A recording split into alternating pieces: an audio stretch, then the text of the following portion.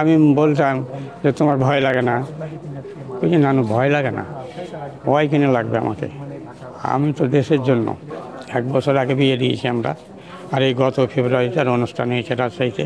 তো একজন খালি আমাকে বললো যে আগামীকাল বিকাল 3টার সময় ওই ক্যান্টনমেন্টে তার একটা জানাজা হবে। এই প্রায় 2টার দিকে আমি তখন বাড়িতে কান্নাকাটি, আমি কি হলো দেখি চলছে যে এরকম বিমান দুর্ঘটনা, সাগর হয়তো মরে গেছে, এই ধরনের খবর। তারপরে কিছুক্ষণ পরে খবর শুনে যে না, তাকে লাইফ সাপোর্টারে রেখেছে।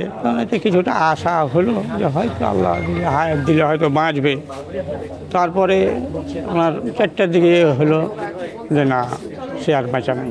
এখন পাইলট হওয়ার তার ওর যারা ক্যাডেট কলেজের শিক্ষক, তারাকে সব সময় বলতো ওকে, এই তোমাকে পাইলট বানাবো, তোমাকে পাইলট হতে হবে, তুমি প্রস্তুত থাকো। AutoPay on, hassle's gone. Sign up for PathaPay. PathaPay, your universe, your way. তো যাই, তার শিক্ষকদের যে একটা ইচ্ছে, সেটাও পূরণ করেছে আল্লাহ। তারপরে যশোর ক্যান্টনমেন্ট থেকে সে বিমানঘাটি থেকে কমিশন প্রাপ্ত হয়। তার জীবনে যে একজন পাইলট, ভালো পাইলট, দেশ সেবার জন্য আমি নিয়োজিত। মাঝে মাঝে কথা হতো, আমি বলতাম যে তোমার ভয় লাগে না? ওই যে নানু ভয় লাগে না, ভয় কিনে লাগবে আমাকে। আমি তো দেশের জন্য প্রাণকে সঁপে দিয়েছি, সেহেতু আমার ভয় লাগে না। তো আপনি যত ভয় মনে করেন, আমার অত ভয় করে না।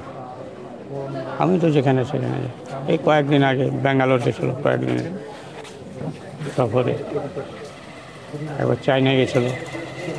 1 বছর আগে বিয়ে দিয়েছি আমরা, আর এই গত ফেব্রুয়ারিতে অনুষ্ঠান হয়েছে রাজশাহীতে।